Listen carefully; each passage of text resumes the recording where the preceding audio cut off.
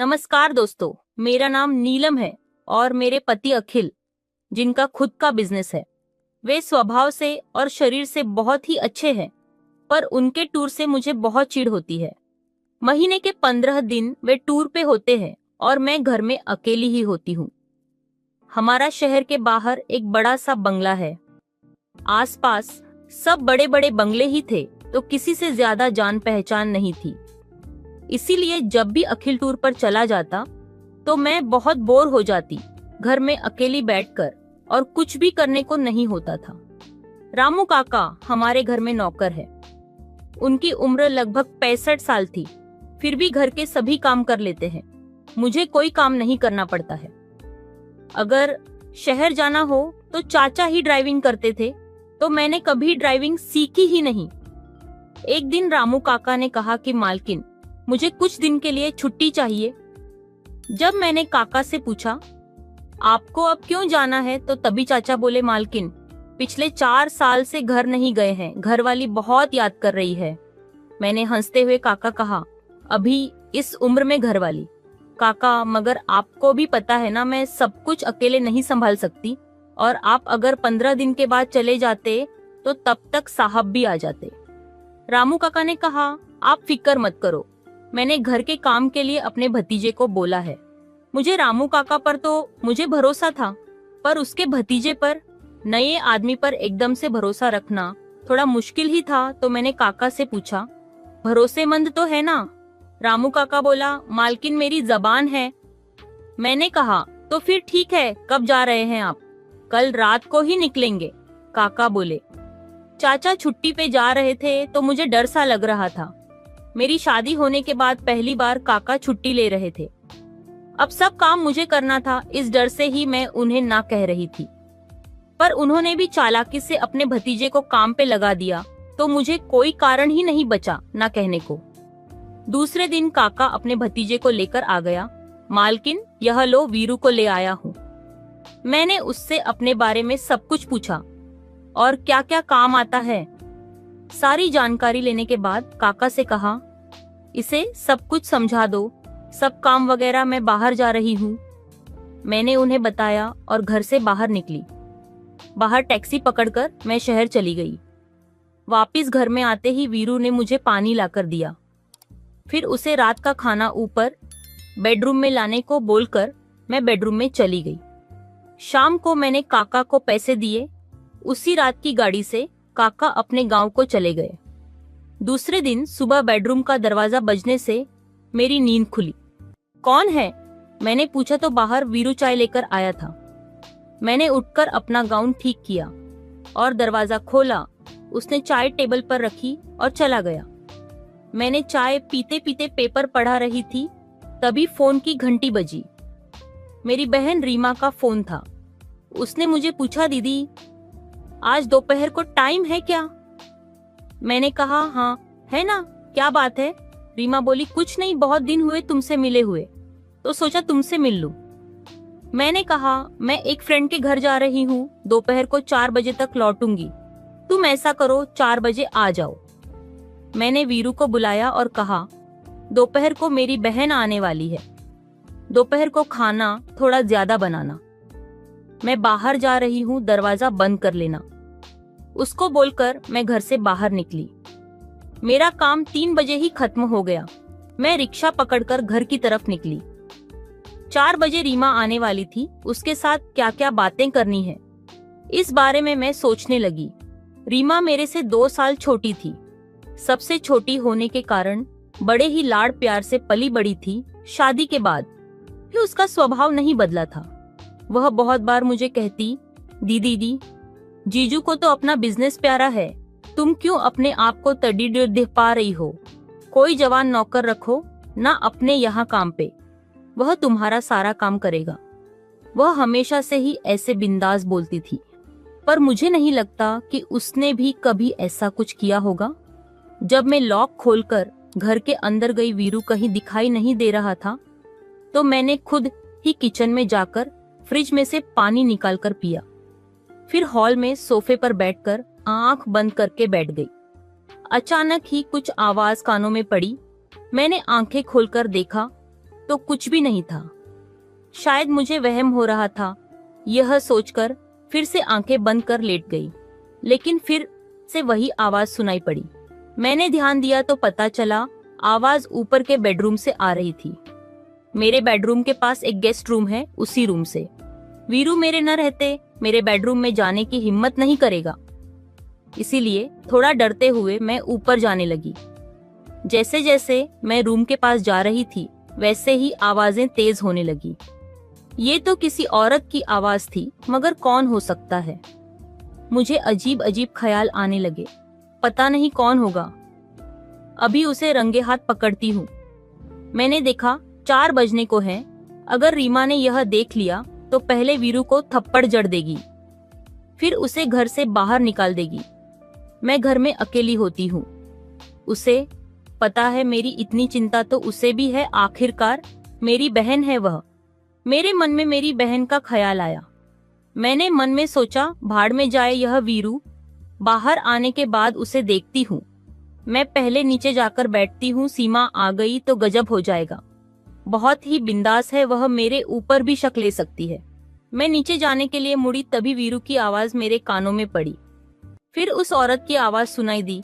वह थोड़ा ही बोली, पर मेरे नीचे की जमीन मानो हिलने लगी। ये तो रीमा की आवाज है, पर रीमा ऐसे नहीं करेगी शायद। मुझे ही गलतफहमी हुई होगी, मन में कहकर मैं नीचे जाने लगी। क्या मेम साहब आप भी? वीरू बोला। उसे मेम साहब बोल रहा है, इसका मतलब यह कोई घरेलू औरत है। मैं घर में नहीं हूँ, यह देखकर उसने इसे बुलाया होगा। मैं एक एक कदम दूर जा रही थी, पर आगे के वाक्य से मैं थम गई। यह तो पक्का सीमा की आवाज है, और बोलने की स्टाइल भी सीमा जैसी है। मेरा शक सही साबित हो रहा था। नीचे जाने के बजाय मैंने अब मेरे रूम में जाकर कपड़े बदलने की सोची और मेरे रूम की तरफ चली गई। दीदी मैं आ गई, कहाँ हो तुम? जैसे ही सीमा का आवाज आई, मैंने कहा 2 मिनट रुको, मैं चेंज कर रही हूँ। मैंने गाउन पहना और दरवाजा खोला। दरवाजा खोलते ही सीमा सीधी अंदर आ गई और मुझे गले लगा लिया। दीदी कितने दिन बाद मिल रही हो? तभी वीरू ने दरवाजा खटखटाया। मेम साहब यह लो शरबत। ऐसा बोलकर उसने शरबत का ग्लास टेबल पर रखा। मैंने पूछा, वीरू कहाँ गए थे तुम? तो उसने कहा, मेम साहब वो चावल लेने गए थे। मैंने कहा, चावल तो है ना घर में? उसने कहा, हाँ पर बासमती नहीं है, बिरयानी बनाने की सोच रहा था। ये मेम साहब भी आई है ना? रीमा की तरफ देखते हुए वीरू बोला। अच्छा जाओ कुछ नाश्ता बनाओ। उसने कहा, क्या बनाऊं मेम साहब? रीमा बोली, समोसा चाट बनाओ, तुम्हारा अच्छा होता है। अचानक रीमा बोली तो मैंने चौंक कर रीमा की तरफ देखा। तब तक उसने अपनी जीभ दांतों तले दबा भी दी थी। तुमको कैसे पता? मैंने पूछा। अरे नहीं नार्थ, में ऐसी ही चीजें होती है ना, वह नजर चुराते हुए बोली। उसके जाने के बाद मैंने दरवाजा बंद कर दिया। मैं रीमा के पास आई और उसे पूछा, सच बोल रीमा, तू इसको पहचानती है क्या? नहीं दीदी, मैं कैसे पहचानूंगी इसे? उसने तो सरासर इनकार कर दिया। मैंने कहा, मुझे बस इतना ही कहना है कि जो कुछ भी है सच बोल, क्या चल रहा है तुम्हारा? मैंने आज सब अपनी आंखों से देखा है, मैं बोली। तो वो अटकते हुए बोली, यह कैसे मुमकिन है? दरवाजा तो बंद था। पकड़ ही गई ना। अब बताओ तुम्हारे और वीरू के बीच में क्या चल रहा है? मैंने पूछा।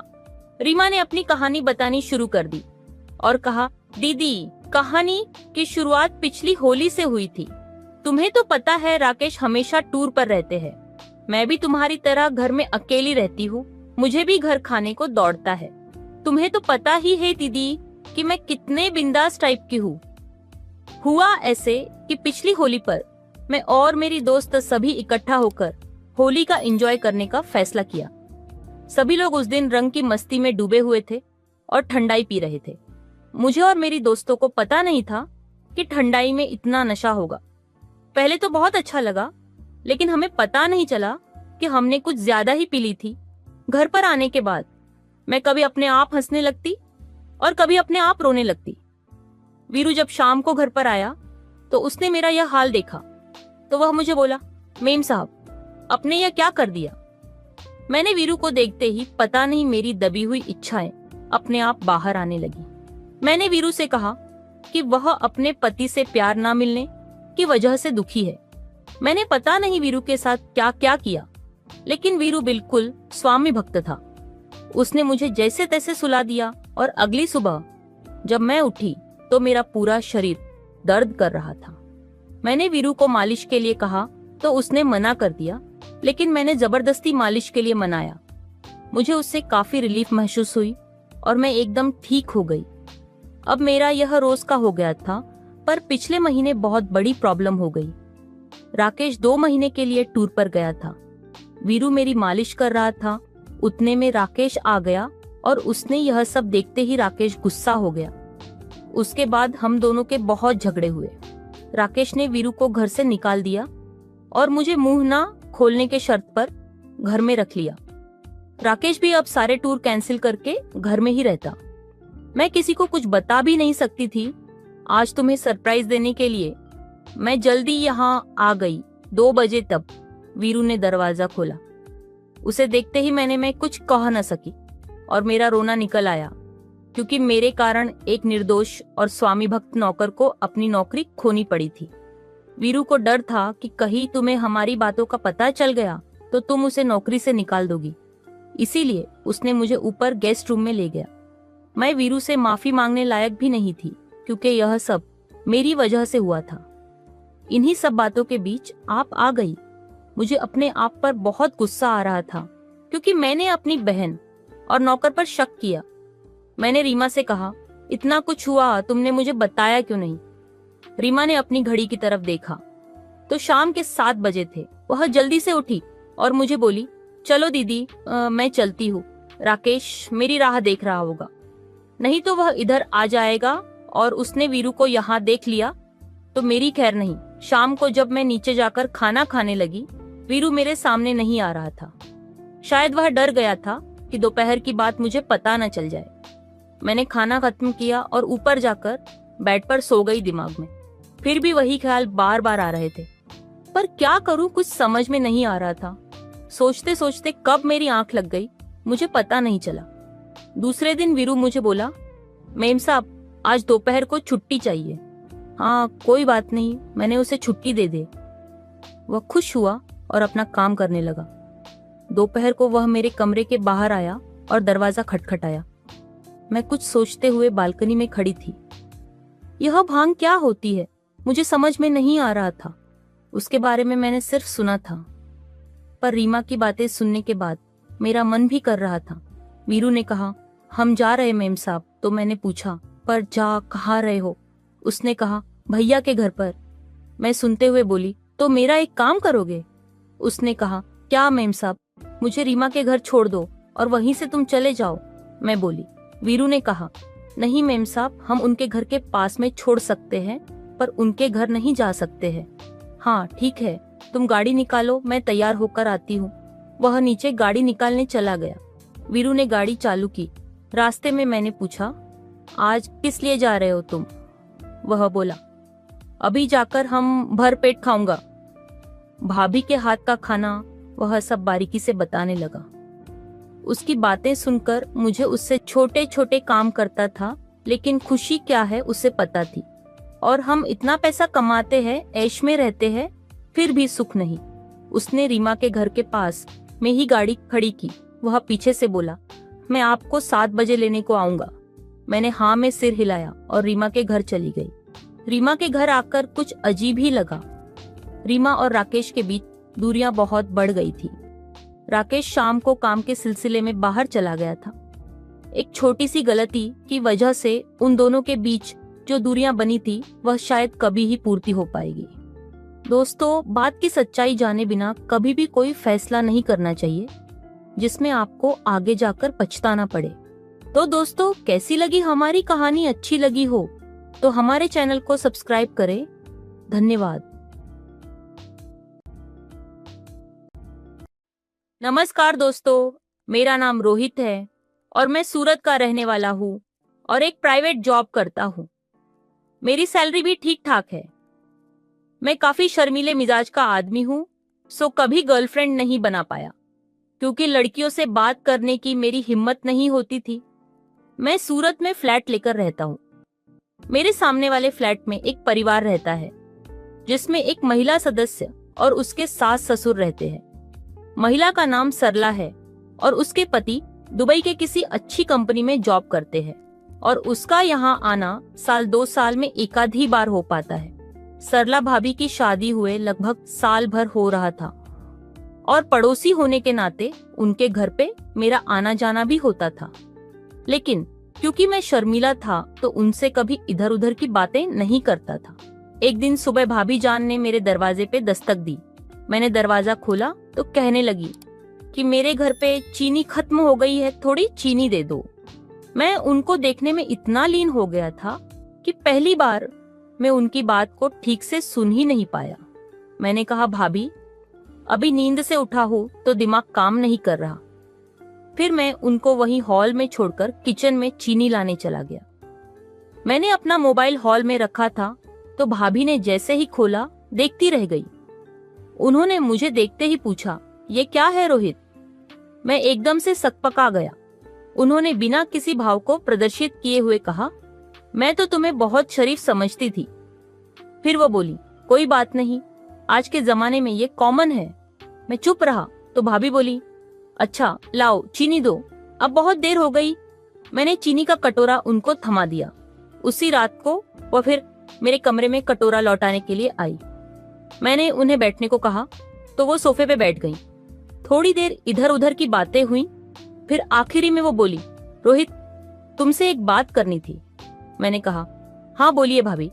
भाभी ने कहा, देखो कुछ गलत मत समझना, तुम्हें तो पता है मेरे हस्बैंड दुबई में रहते हैं। उन्होंने कहा कि उन्हें अपने लिए कुछ कपड़े ऑनलाइन मंगवाने हैं। कुछ देर तो मैं उनका मुंह ही ताकता रह गया। मैंने कहा, बिल्कुल भाभी, आपके लिए तो मेरी जान हाजिर है। इस बार मुझे भी लगा कि भाभी से खुलकर बोलने में कोई हर्ज नहीं है। इस तरह मेरी भाभी से बात करने में झिझक खत्म सी हो गई। इसके बाद उन्होंने कहा कि कब तक मंगवा दोगे? तो मैंने कहा, भाभी आज ही ऑर्डर कर देता हूँ, 3-4 दिनों में आ जाएगा। इसके बाद से तो सरला भाभी के लिए मेरे मन में एक अलग ही फीलिंग जागने लगी। मेरे दिल में उनके लिए प्यार जागने लगा। मैं सोचने लगा कि मेरे पास गर्लफ्रेंड नहीं और उनके पास उनका पति नहीं। हम दोनों ही दिल के साफ थे। वो अपने पति को धोखा नहीं देना चाहती थी। ये सोचकर मेरे अंदर उनके लिए और प्यार उमड़ने लगा। 3-4 दिनों बाद उनका ऑर्डर आ गया, लेकिन मैंने उन्हें बताया नहीं। कुछ दिनों बाद दीपावली का त्योहार था तो मैंने सोचा कि दीपावली पर ही उनको गिफ्ट करूंगा। बीच में उन्होंने थोड़ा परेशान होते हुए मुझसे पूछा भी कि ऑर्डर अब तक आया क्यों नहीं। तो मैंने बोला कि भाभी सब्र रखो, सब्र का फल मीठा होता है। तो मीठे से जैसे उन्हें कुछ याद आया और कहा कि परसों दीपावली है तो तुम्हारा परसों का खाना हमारे घर पे ही होगा। मैंने सहमति में सर हिला दिया। आंटी से भी मेरी अच्छी जान पहचान थी, क्योंकि उनको कुछ भी काम होता था या बाहर से कुछ लाना होता था तो मैं ही वो सारे काम करता था। दीपावली के दिन अंकल आंटी को शुभकामनाएं दी। मैंने उनकी खैरियत पूछी और वहीं हॉल में हम लोग टीवी देखते हुए बातें करने लगे। भाभी ने बड़े प्यार से खाना खिलाया। फिर रात में मैं डिनर करने नहीं गया। मुझे पता था भाभी जी बुलाने जरूर आएंगी। रात में उन्होंने बेल बजाई। मैंने जाके दरवाजा खोला और उन्हें अंदर ले आया। मैंने उनका पैकेट उनके हाथों में थमाते हुए कहा, भाभी ये रही आपकी दीपावली की गिफ्ट। वो चौंक गई। उन्होंने पूछा, ये क्या है? मैंने कहा, खोल के देख लीजिए। उन्होंने पैकेट खोला और देखते ही हल्की सी हंसी उनके सारे चेहरे पे फैल गई। उन्हें आज इसकी उम्मीद न थी तो पूछा कि ये सब आज ही मतलब क्या है? मैंने मुस्कुराते हुए कहा, आपके सब्र का फल, वो भी मीठा वाला। कुछ देर तो वो पैकेट देखती रही। फिर जैसे अचानक से उन्हें कुछ ख्याल आया और कहने लगी, चलो मम्मी पापा तुम्हारा डिनर के लिए इंतजार कर रहे हैं और इसको अभी अपने पास में रखो, मैं रात में आऊंगी तो ले जाऊंगी। कुछ देर बाद खाना समाप्त हुआ और मैं अपने फ्लैट पे वापस आ गया। अब मैं सरला भाभी का इंतजार करने लगा। मैं सरला भाभी के इंतजार में बेसब्र हुआ जा रहा था और भाभी थी कि आ ही नहीं रही थी। तो मैंने सोचा, सब्र कर रोहित, सब्र का फल मीठा हो सकता है। उनको ना आता देखकर मैंने पैकेट खोला और उसे हाथ में लेकर देखने लगा। तभी अचानक डोर खुला और भाभी सामने हाजिर हो गई। मैं सोफे पे बैठे बैठे ही उनके चेहरे का दीदार करने लगा। मेरे हाथों में अपना सामान देखकर वो मुस्कुराते हुए बोली, बरखुरदार, ये आपके काम की चीज नहीं है। मैंने भी बात को मोड़ते हुए कहा, आपने बड़ी देर कर दी आने में। फिर मैंने उन्हें बैठने के लिए कहा और भाभी बोली तुम्हारा गिफ्ट मुझे पसंद आया, तो ये बताओ ये कितने का पड़ा? पैसे मैं लेके आई हूँ। उनकी बातों को मैंने समझते हुए कहा, गिफ्ट का कोई पैसे लेता है क्या? उसके बाद उन्होंने मेरी कोई गर्लफ्रेंड ना होने के बारे में पूछा, तो मैंने वही पुराना डायलॉग मार दिया कि आपकी जैसी हसीन मोहतरमा हमें मिली ही नहीं। तो उन्होंने कहा, अच्छा जी, मेरी तारीफ कर रहे हो या फ्लर्ट? मैंने कहा, अपनी बदकिस्मती बता रहा हूँ जी। भाभी, अरे कोई न सब्र का फल मीठा होता है, तुम्हें भी कभी न कभी मीठा फल मिल जाएगा।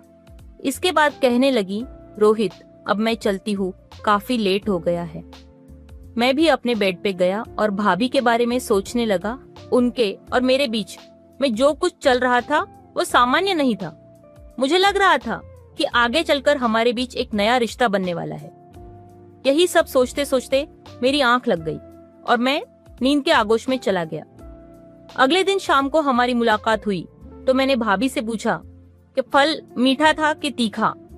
पहले तो भाभी झेप गई, फिर मेरी हंसी देखकर बोली, अब तो ये फल खाने वाला ही जाने कि मीठा था या तीखा।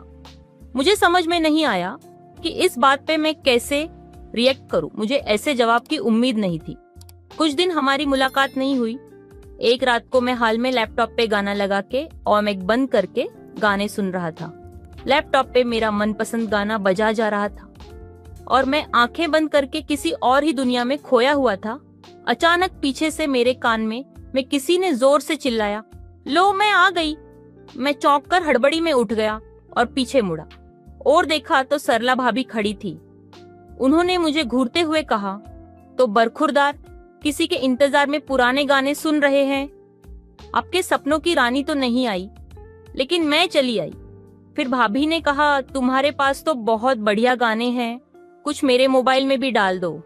मैंने कहा, भाभी, मेरे लैपटॉप में एक से बढ़कर एक गाने हैं, उसमें से आपको जो भी पसंद है ले लो। मैंने भाभी को अपने लैपटॉप में फोल्डर खोल के दे दिया। भाभी ने कहा, अरे तो ऐसे मैं कैसे जानूंगी कि कौन सा अच्छा है? मैंने कहा, भाभी आप एक काम करो, आप लैपटॉप अपने रूम पे लेती जाओ और आराम से जितने गाने हैं आप देखो और जो पसंद आए उसे अपने मोबाइल में ले लेना। मेरा ये प्रस्ताव उन्हें पसंद आया और मैंने उन्हें वो लैपटॉप वैसे ही दे दिया। थोड़ी देर बाद मैं बाथरूम में नहाने चला गया। मेरी नजर बाथरूम के शीशे में गई। पीछे सरला भाभी खड़ी थी। मैं उस समय एक अलग ही सुरूर में था। फिर भाभी बिना कुछ कहे ही जाने लगी।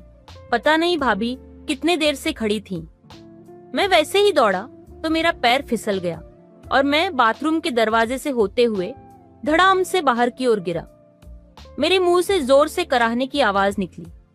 मेरी चीखने की आवाज सुनकर भाभी वापस दौड़ते हुए आई। भाभी ने मुझे पकड़कर उठाया और मुझे मेरे बेडरूम में ले जाकर बेड पे बिठाया। फिर पूछा, लगी तो नहीं? मैंने नामे सिर हिलाया। भाभी मुझे देखने लगी। मैंने कहा, मैंने वो आपको देखा नहीं था। फिर उन्होंने मुझसे आयोडेक्स के बारे में पूछा कि है या नहीं। मैंने नामे सर हिला दिया तो वो अपने घर आयोडेक्स लेने चली गई। तब तक मैंने कपड़े भी चेंज कर लिए। वैसे मुझे चोट तो नहीं लगी थी, लेकिन घुटने के बल गिरने के कारण घुटने में दर्द जरूर हो रहा था। भाभी आयोडेक्स लेकर आई। मैं बेड के एक सिरे पर घुटना नीचे लटकाए बैठा था और भाभी नीचे बैठ के घुटने पे आयोडेक्स मलने लगी। मैं उनके चिंतित चेहरे को ही निहारे जा रहा था। कोई मेरे लिए भी इतना परेशान है, ये देखकर मुझे बहुत खुशी हुई। मैंने भाभी से बोला, भाभी आप वापस क्यों आई? उन्होंने बताया कि लैपटॉप की बैटरी डाउन हो गई थी तो उसी का वो चार्जर लेने आई थी। मैंने भाभी से कहा कि भाभी आपको डोरबेल बजाना चाहिए ना। उन्होंने कहा कि तुम दरवाजा बंद क्यों नहीं रखते? उनकी इस बात पे मैं चुप हो गया। फिर वो खड़ी हुई और चार्जर के बारे में पूछने लगी। मैंने चार्जर लाकर उनके हाथ में थमा दिया और उनका चेहरा देखने लगा। सुबह हुई तो मैं नहा धो के ऑफिस की ओर जाने को निकला तो लैपटॉप का ख्याल आ गया। मैं ऑफिस में लैपटॉप लेकर जाता हूँ क्योंकि कुछ काम लैपटॉप में करने पड़ते थे। अब न चाहते हुए भी मुझे सामने के फ्लैट का डोर बेल बजानी पड़ी। सामने चेहरे पे थकान और आंखों में लालिमा लिए भाभी खड़ी थी। शायद रात में वो ठीक से सोई नहीं थी और इसका गुनाहगार केवल मैं था। मैंने तुरंत कहा कि वो ऑफिस में लैपटॉप की जरूरत पड़ेगी, अगर आपको जरूरत ना हो तो लैपटॉप। सामने हॉल में अंकल आंटी बैठे चाय पी रहे थे, तो मुझे देखते ही अंकल बोले, अरे रोहित बेटा, बाहर क्यों खड़े हो, अंदर आओ। मैं अंदर चला गया। भाभी लैपटॉप लेके आई तो मैंने अंकल को बताया कि नए गानों के लिए भाभी लैपटॉप लाई थी। तब अंकल ने भाभी को मुझे चाय देने के लिए कहा। चाय खत्म होने के बाद अंकल ने मुझे शाम को आते समय आम लाने को कह दिया।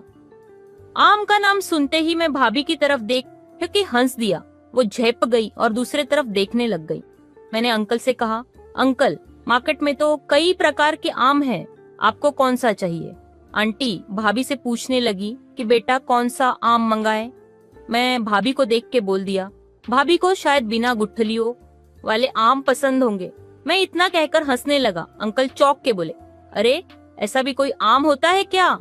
मैंने मुस्कुराते हुए कहा कि नहीं अंकल जी, मैं तो मजाक कर रहा था। फिर मैं ऑफिस के लिए निकल पड़ा। शाम को आते ही मैंने भाभी की डोर बेल को बजाया। आशा के अनुसार भाभी ने ही दरवाजा खोला। मैं रूम में डायरेक्ट घुस गया और चलते चलते ही कहा कि लीजिए आपका आम, आपको ये पसंद नहीं आएगा क्योंकि आपके पास तो इससे भी मीठा आम, वो भी बिना गुठलियों वाला है। भाभी ने गुस्सा होते हुए कहा, ये तुमने क्या आम आम लगा रखा है? अभी तक तो मैंने उसको खाया भी नहीं है। इतना कहा आम की पन्नी मेरे हाथों से लेकर भाभी किचन की तरफ चल दी। खैर मैं रात में ही गया और फिर खाना खाया और उसके बाद लैपटॉप पे रोमांटिक गाने सुनने लगा। मुझे अब कभी भी नींद आ सकती थी, सो सोचा कि दरवाजा बंद कर दूं, लेकिन न जाने क्या ख्याल मन में आया कि मैंने आज दरवाजा लॉक ही नहीं किया और सोफे पे बैठकर आंखें बंद कर ली। मुझे कब नींद आ गई मुझे पता ही नहीं चला और जब सुबह आंख खुली तो देखा कि लैपटॉप नहीं है। मेरे जूते और मोजे जो कि मैं पहन के ही सो गया था वो भी गायब थे। मुझे लगा कि सब चोरी हो गया। मैं भाग के अपने बेडरूम में गया तो देखा लैपटॉप वही टेबल पर पड़ा है, जूते भी बेड के नीचे रखे हुए थे। मैंने सोचा कि शायद रात में भाभी आई हुई थी। अगले दिन में जब भाभी मेरे रूम में आई तो मैंने भाभी ने कहा कि भाभी आपने यह सब किया? तो भाभी ने कहा, हाँ मैंने ही किया था। उसके बाद मुझे लगा कि अब मुझे भाभी को अपनी बात बता देनी चाहिए कि मैं उनके बारे में क्या सोचता हूँ। मैंने भाभी से अपने दिल की बात बताई तो भाभी ने कहा कि तुम यह आज कैसी बातें कर रहे हो, तुमने मेरे इस लगाव को क्या समझा है? मैंने भाभी से तुरंत माफी मांगी।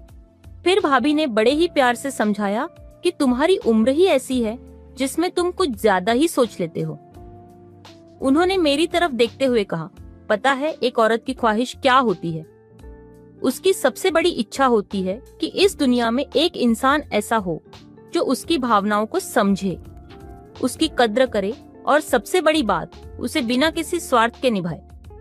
मेरे समझ में आ गया कि मैंने जिस रिश्ते को किसी और दिशा में ले जाना चाहता था वह सही मायनों में कभी भी संभव नहीं हो सकता, खासकर जब कोई तुम पर आंखें बंद करके भरोसा करता है। उसके बाद मेरा और सरला भाभी का एक दोस्त का रिश्ता बन गया था। तो दोस्तों, कैसी लगी हमारी कहानी? अच्छी लगी हो तो हमारे चैनल को सब्सक्राइब करें। धन्यवाद। सब्सक्राइब